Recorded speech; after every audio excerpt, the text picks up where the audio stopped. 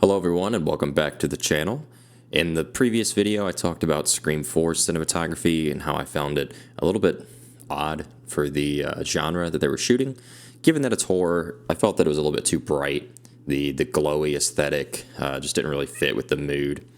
And I just found it to be a little bit off-putting. In that video, I mentioned that I was going to be watching Scream 5 soon, and that I'd hoped that they would return to their previous aesthetics that they had established in the first three movies. And after having watched it last night, I can say that they certainly did. I found everything about the look in Scream 5, the set design, the costuming, the palette they went with, everything was way more pleasant than in the fourth movie, and I think it fit the aesthetic that they were going for. A little bit more dreary, a little bit less saturated. And I noticed it had this bleach bypassy look that's pretty popular in a lot of movies today, and I think it worked well for this movie as well. Today I'm going to go through a couple screen grabs that I pulled from the trailer, so they're not the highest quality, but I'm just going to talk about the look, compare it to Scream 4, and then see if we can correct Scream 4 to look a little bit more like Scream 5. So I'm going to quickly shuffle through these so you guys can see kind of at a high level what the film kind of progresses through in terms of color palette, lighting, mood, stuff like that.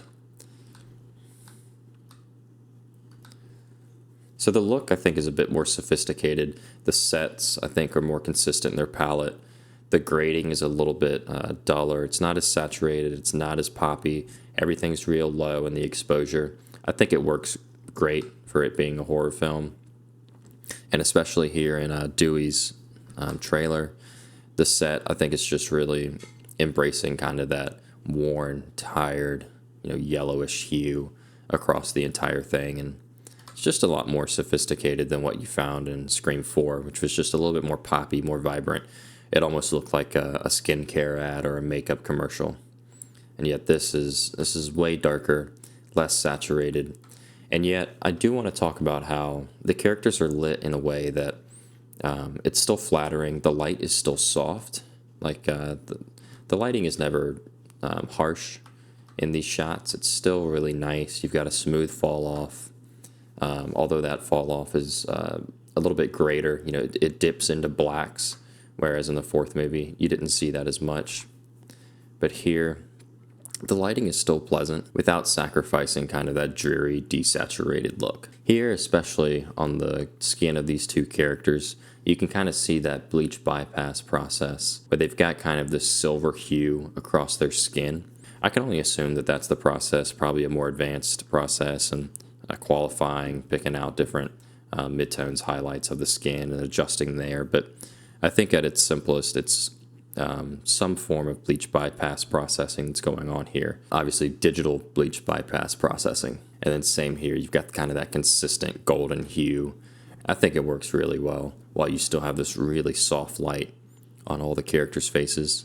It doesn't feel as vibrant as poppy because you've got kind of the exposure a little bit more down, especially with the set. It really helps that you have these dark things in the set. You've got the dark cupboard in the back. You've got the dark couch. You've got these greens, consistency of the greens and the yellows. You can see kind of here, in the curtains, in the vase, on her jacket, on Huey's jacket. I just realized I've made it to Scream 5, and I can't remember if it's Huey or Dewey. I think it's Dewey. I'm going to go with Dewey. But if I made a mistake earlier and you guys are screaming in the comments, just know that I acknowledge now that it's Dewey. So that's pretty much it with Scream 5. It's a more consistent palette. It goes from this kind of gold to the, anytime they're going to shoot a scene that's darker, they're going to go blue. And all the exteriors are a bit more on the blue side, especially here, really kind of getting creative with the lighting, getting creative with the colors. But really just a consistency in the palette and in the grading that's a little bit more mature, a little bit more toned down, I think, than in Scream 4, which we're looking at here. I bring this back up to just emphasize how, here I think a lot to do with what's giving it this like L'Oreal look has a lot to do with the set, has a lot to do with the costuming, and obviously a lot of that glow. I want to point out the fact that, she's lit in a way that's really pleasant, but a lot of these shots, they're still lit in a way that's really pleasant. What's helping kind of sell this a horror film look has a lot to do with the costuming, has a lot to do with the sets, It has a lot to do with the overall exposure. But that's to say you can still get nice, pleasant light on your subject while maintaining kind of a dreary vibe. Same thing with this one, just a little bit too poppy, and kind of an inconsistency in the palette. You can see between these two shots. Obviously, they're very disparate, but I felt like there was nothing kind of unifying all the clips besides this ugly glow. So what I've done here, taking this low resolution screen grab, is tried to make some adjustments that are a little bit closer toward what you might find in Scream 5. And there's only really one clip that's pretty similar to this look. And let me see if I can find it here. So something like this. It's probably the most, the brightest, the most saturated image in all of Scream 5. And yet, if you look at the levels, even up at the highlights, you're still just sitting around 70% IRE. If we were to put on false color, we can see that a lot of that is 2.5, 3 stops above middle gray. And so that's in contrast to, something like this, where if we were to put false color on, you have something that's much brighter. You're getting 3.5, almost 4 stops above middle gray.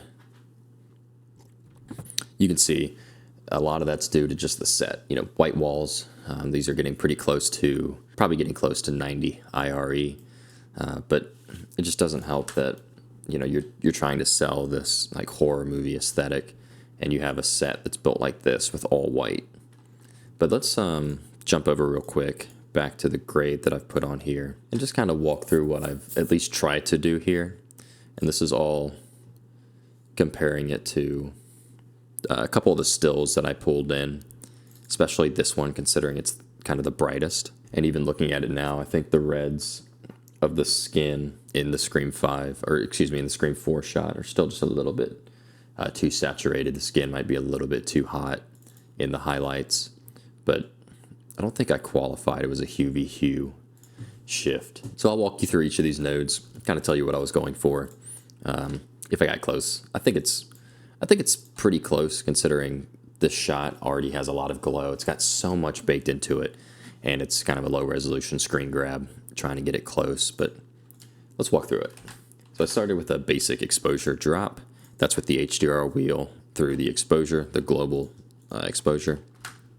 Trying to get the highlights to be a little bit less pingy, trying to get the skin a little bit low.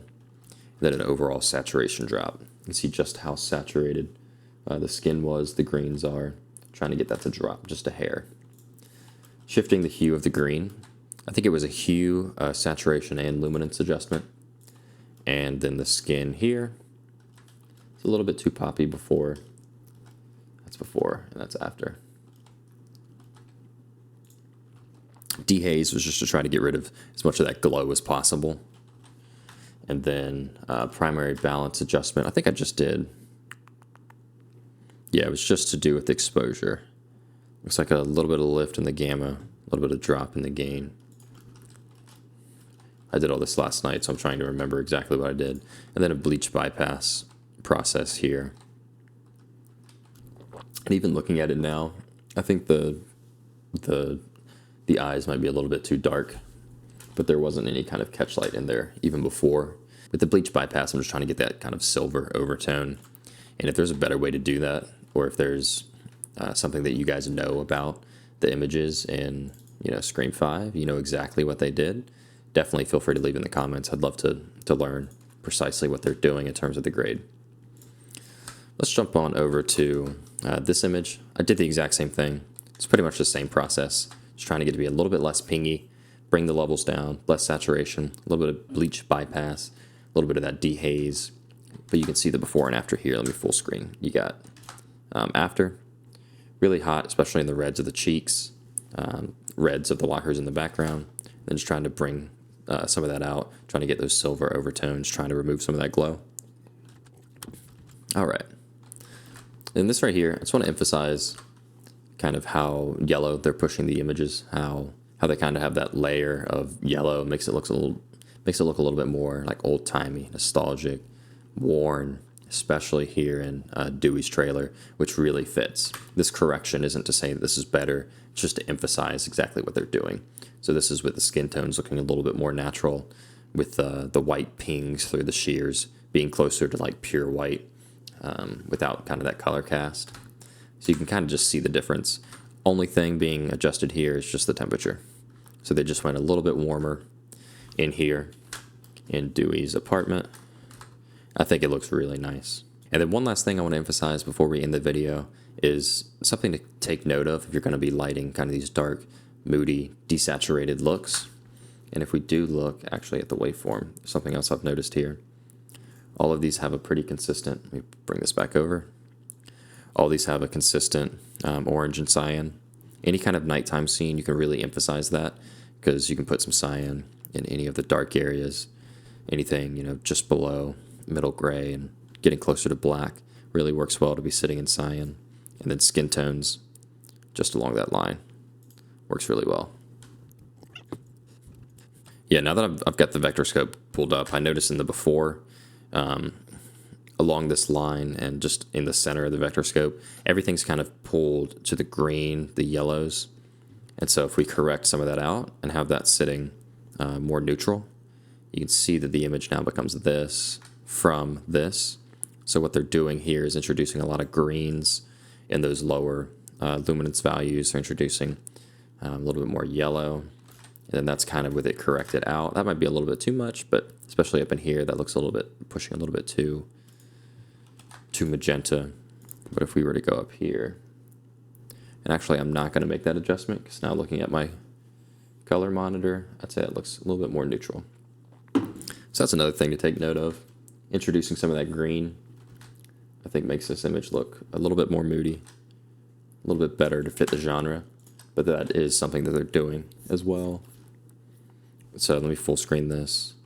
This is before, and you can really notice it when I flip through before and after. You can see those green undertones, kind of those blue undertones, and then after, once I make that correction, skin tone sitting a little bit more where it should, and then the whites of the walls in the background, the white of this lamp back here, a little bit closer to true white. Not seeing that as much on my regular monitor, but on the color monitor, I'm seeing that. Hopefully it comes through on YouTube. But that was a little bit of a detour. Let's talk about what I was going to talk about. Let me get all the corrections off.